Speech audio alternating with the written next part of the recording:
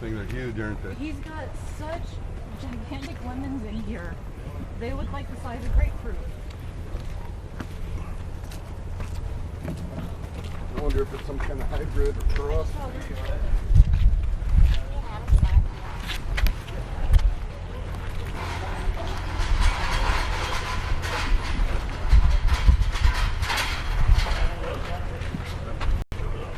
Okay, we gotta find out as far as our table, so we can put a table with our name on it. Hey Ron. Hey, how you doing? Good, you? Good, good. Good to see you. Good to see you too. Oh, there you are. It's been kind of exciting to be able to come over here and meet some people face to face. Have some correspondence through YouTube and Instagram. You know, that we get to meet some of you guys. That's kind of a highlight of our trip right here. So I got a name tag on. Some of you guys do, some don't. I'm really poor at names, so if I got to keep asking what your name is, that's me. You know, I can remember a face, but names are pretty hard. But anyhow, what I'd probably like to know is maybe if we can go around first. I'd like everybody to introduce yourself and let us know what level of experience you have in grinding. Some are probably basic, and some are maybe just getting started, and some maybe higher. And it kind of help me know what some type of things to cover for you. So I'm Kyle Luker, welder machinist at our R&D shop. Brand new to surface grinding. I acquired one a while back and gave it to my buddy here, and yeah, just want to learn what to do. Well, hopefully he'll let you borrow one of these. I didn't know it was anytime he needs anything. I'm Ed Anderson. I build marine hardware, and I'm probably a big beginner on the surface. Okay. I know how to use it. Okay. I'm Steve Lang. I'm a retired automotive machinist, so all my grinding is limited to crankshaft grinding and cylinder head blocks and so on. So big stuff. Yeah. So this precision grinding is kind of a new venture for me. Yeah, I know I've been corresponding with you a little bit, so. Yeah. Like you're retired, I got a service grinder, you slowly prevent sharpening shipping delays. Okay. Hi, Joe Nardusen. I'm retired electronics. I know what a surface grinder is. I see him used, and I help haul Ron's home. Yes. I'm Doug Maxwell. I'm still trying to work at times. But I'm a beginner surface grinder. I've owned a surface grinder since 2001. And I think I've ground on it for maybe 3 minutes. Low mileage machine. Low mileage. And it was low mileage when I got it. We're going to wear it out. Andy Little. I'm a software engineer by trade. About a couple of years ago, picked up a few machine tools, mill, lathe. Some of my friends met some other friends. Some of my friends had surface grinders. I really had no interest. Found a surface grinder on Craigslist for $250. It came with that red chuck there, and I figured I better drag it home, and I pretty much make smooth things with it. After car, obvious, beginner, do have a surface grinder.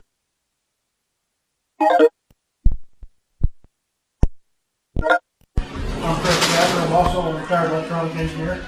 I've had a surface grinder for 3 years and it's in the process of being restored. But no experience. I'm Chris Anderson, and I've never touched a surface grinder in anger. Mostly I do, lately I've been doing a lot of pattern making, but I'm really into like pre-World War II machines. Ron Straub. I started a YouTube page called Flattening Ron's Garage. I never fired up my surface grinder. I just got the three-phase going. I've got an abrasive 1.5 with a 12-inch wheel with 6x8 jump. Never turned it on, but I tell you, I'm very well acquainted with it after having completely put it back together. Okay. Yeah, I'm really looking forward to making it work. Okay. And everybody knows Stan. Oh yes. And then this is my son Adam. He's actually the owner of Solid Rock Machine Shop with his hired help. So I'm trying to help him get started. I've been in the trade now for over 40 years. I got quite a bit of background, most of it in deep drawn metal stamping. I've worked in some gate shops, job shops and everything. I've ran most of the manual equipment, the milling machine, lathes, surface grinders. I did a lot of CNC on the milling and the lathes, the wire burners. In a deep metal drawing and stamping, you get a lot of different tools that you can get to play with. It's kind of fun because you can bounce around and learn a lot of good people there.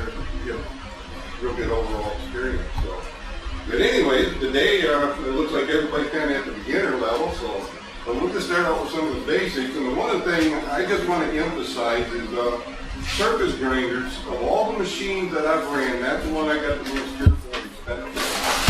Because you can move the digits in just a blink of an eye. In the gate shop that I worked at, we had a guy, he'd been there for a number of years, and he'd have the grinder, the wheel would be spinning this direction, and he had a bad habit of taking a red rag and wiping all the grinding disc and running his hand right under that wheel. And you'd watch him, and sometimes that wheel, within about a half of an inch, and he'd been told and told not to do that. Now, if your wheel's spinning this way, and you're winding your hand this way, as soon as it catches, if it does, it just feeds it like a meat grinder right through it. So, and so one day, he got caught. The wheel's down low, he ran his hand and got caught, and it just fed it right through, a half-inch wheel. And if I remember right, I thought they said the tendons crisscross at some places in there. He ran a half-inch deep, real deep, cut all of his tendons. He's crippled for the rest of his life, very little use of the hand. So when you use the grinder, just get some good safety practices. Be careful where your hand's at. I like using super braces a lot of times, like CBN and Diamond, because I've had numerous times where I would just nick my hand, and like if it's aluminum oxide, it cuts instantly. But with the super braces, a lot of times it just puts a little rub and dirt. It's harder to cut Can't flesh. even feel it. Yeah. What's that? Can't even feel it. Yeah. The CBN, you can get the wheel running, just kind of run your finger across it. How smooth is it? I don't know. You just kind of check the wheel with it running. It's, Yeah. you know, it kind of takes your fingerprint off a little bit. And what's amazing? But aluminum ox is like a spinning razor. Oh yeah. A freshly dressed wheel is just incredibly sharp. Hey, why don't you let them do a round with the microscope? That way you can put it away. Okay. Talk about what's going on there and get them focused on it. Okay. The Stan has got this set up, and what he's wanting to show, he's got some fresh grit that comes off here on the wheel. When you slide that, you can just slide it back and forth if you want to take a look. And then show you some of the grit from a dressed wheel, how sharp that is. And here you get some of the swarf and the metal particles. And then like Stan was saying, a lot of people said you get dust kicked. Not dust, there's metal particles in there. So if you guys just want to take, just start this one and kind of make your round and just go ahead and slide that over, and you can take a look and you can see the difference. What wheel you use for what kind of steel. You can be grinding hard steel, you can be grinding soft steel, you know, you can grind aluminum, cast iron, just so many things that you can grind on there. So wheel selection is probably, in my opinion, one of the biggest variables you want to control. And don't be afraid to experiment. I've broken a lot of rules that you've probably seen in some of the videos using aluminum oxide wheel, grinding aluminum, and that's a big no-no. But the way I use that spray coolant and place it with a paintbrush on there, I could get away with it. So don't be afraid to experiment with some stuff, and if it works, it works. Who cares about the rules? So, but silicon carbide wheel, that's basically what you want to use when you're grinding aluminum and cast iron, because that will work out real good. So I try to look at surface grinding. What are the main variables we want to control? So the first one is my wheel selection. We'll probably cover some more of that. And then dressing techniques. When you're dressing your wheel, I work in a shop where you got guys that have been there as long, if not longer than I do. They surface grind as many years as I do, but they never learned some of the basics. And so I got some show pieces here a little bit. This is just a straight diamond, single point. And let me go over by the grinder here a minute. I'll show you one of the most common things that you'll see that should never be done. I'll just set on stand wheel. You can see that this diamond, I think it's a 15-degree angle that it's mounted. And so when you're setting this diamond up, you always want to go a little bit on this side of the center of the wheel, because if you're on this side of the center of the wheel, when you come down, if something's loose, it'll feed into the wheel, and you're going to have trouble. If you're on this side, it just knocks it away a little bit. So you always want to be on this side of the wheel. But here's the thing that's common. People know they got to be on that side of the wheel at about a 15-degree angle, so they'll set that so that wheel's trying to point towards center line. That's not why that angle is put on there. What's going to happen there, you're going to grind with a single point diamond tip coming from the center line on there, and you're going to wear a flat on the top of the diamond. It's eventually going to get flat. And these diamonds are made so you can loosen the screw once they get dull, you can spin it. And then you should have new sharp cutting edges. But if you're pointed towards the center of that wheel, what's going to happen, if you got a flat surface, no matter how much you spin, you still got the flat surface. So this is why they have it, and you want to set it up like this. So it's pointed away. And if you have a little bit bigger angle, you're fine. So what's going to happen now, it's still going to wear And I'm going to flat. get it out of the way right now. But what's going to happen is that flat is at that 15-degree angle. So now when you spin this wheel, you got, once it gets dull, you spin this wheel a little bit, you've got a sharp edge that you create with that flat. And so if you take proper care of this diamond, you can rotate that over and over, and this diamond will last a long time. So when I'm at my full-time job, we have community tools. Everybody uses them. They have a diamond set up on the grinder. 9 times out of 10, you'll see them using it backwards. Them diamonds are shot within days. They're not even worth using. But if you have your own diamond and set it up like that, you'll be surprised at how much life you can get years out of a single point diamond. So that right there, dressing techniques. If your diamond is sharp, it's going to make a huge difference on the success of your grinding. If it's dull, there's hardly anything you're going to do to get a good grind. So if you're setting up and you're grinding and your finish suffers, it just doesn't seem like it's cutting good, and you can hear the grinder making a lot of noise, first thing I will check is my diamond. Check the condition of the diamond. It's key. So this is a single point diamond. I've got another diamond that I like to use. I'll show you over here. If you guys want to pass that around and look at that. This is a cluster diamond. Now you want those mounted straight, and so a lot of what I was just telling you is not going to make sense here. And I don't know why, but it works. And what you have in here, you have about 6 or 8 little diamonds in here. This one you want to set up pretty close right on the center of your wheel, and you can dress with that. And this diamond, I've had these things last 5 or 6 years. Once they start making noise, and you start hearing noise, you can just rotate them, and now you're at a different cutting angle with the flats and everything. That diamond, like I say, it leaves a good finish. You dress them a little bit different. But if you have to buy a diamond, I would encourage you guys, if you're doing just normal flat surface grinding, to invest in that kind of diamond. Now, a single point diamond, if you're going to dress and cut the side of your wheel, that diamond's not going to do a good job. A single point diamond for doing side wheel dressing is going to be a lot better. So some do's and don'ts when you dress your wheel. A lot of people think that if you go real slow, you can get a real fine dress, and real good, sharp edge and everything, and then they start cutting it, and then the thing's burning already. I get too fine in the dress. If you crank real fast, it will opens up, and now your surface finish is not going to be burned. It's going to just look bad.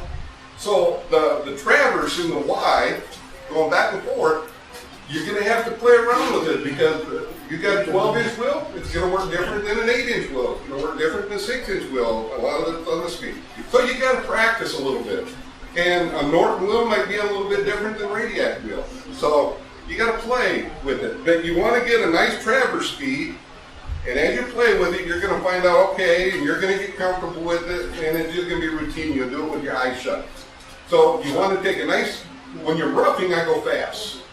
And in the depth of cut you take when you're roughing a wheel out, or even just dressing it, it's going to vary on the grit size. I use, most of my general grinding, I use a 46 grit. And you can, when you're roughing out the dress, I'll use between 1 and 3 thousandths depth of cut just to rough it out. And I'll try to get about 10 to 12 thousandths total to get all the dirt, new edges, get that in there. On my last cut, I go between 1 and 2 thousandths. I don't even look anymore. I just got to feel.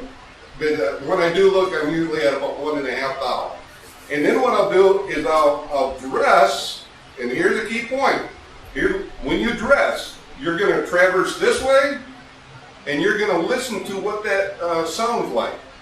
And when you're roughing and coming back this way, you're gonna hear. It's gonna be a different cutting edge, depending on what direction you get on your diamond. So on your final dress, you want to come the way that that wheel sounds like it's cut the best, the quietest. So if you're traversing that way and it sounds the best, when you do your final cut, traverse that way.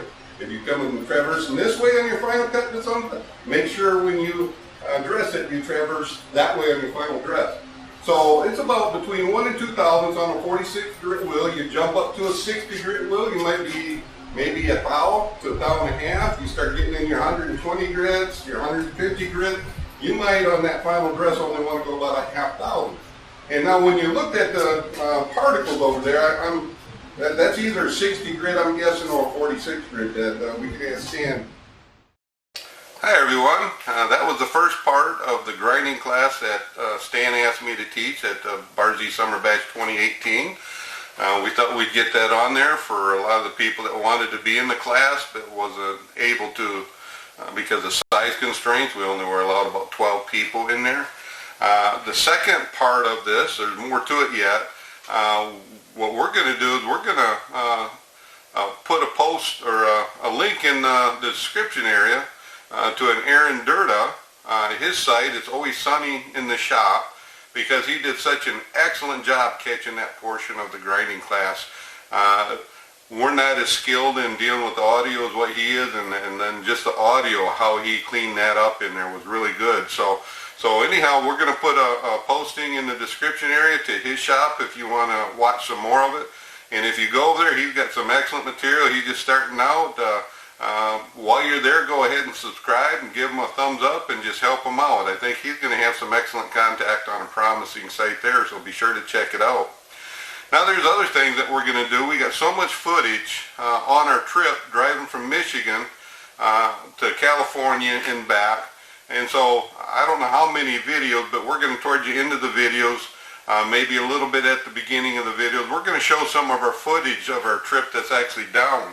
What you saw in the beginning of this was the footage of our trip from Holland all the way to California, condensed extremely fast. And Adam was trying to explain to me how fast it was, but I can't even comprehend what he did there. That's about 35 hours of footage that he's filming that was condensed down to just a couple minutes. So anyhow, we'll spread some of that out in some of the future videos. We'll give some pictures. We met a lot of super nice people down there.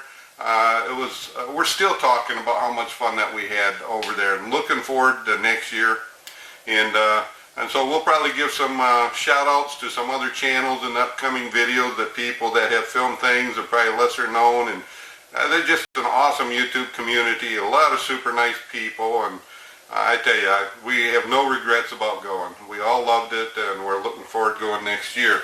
In our last video, we had a number of items that we were looking at that we can make from Solid Rock Machine Shop, try to make the event even better. One of the items I forgot to talk about was this Miltech cutter on an R8 shank. I made 3 different size cutters. This is my favorite one. It's about 1 1/8 diameter that you are, yeah, 1 1/8 diameter there, and I went about 1/8 inch past the nominal size for cutting stock. But these things cut so many different materials, and they cut so well. The inserts, even though they're pricey, you can just go and keep radiusing these out, and they last a super long time. And just the amount of material that you can remove with a box of inserts is amazing. I'm willing to make some videos on how to make these. I'm even looking at making a fixture so that I can hold these things up and index them in 2, 3, 4, 5, 6, whatever pockets to making these easier.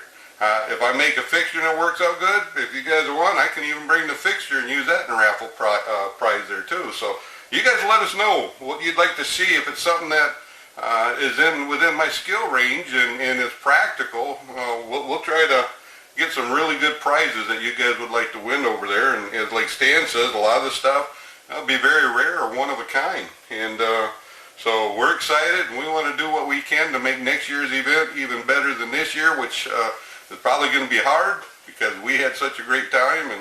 And so anyways, I hope you enjoyed the video on the grinding class, and We'll see you next time.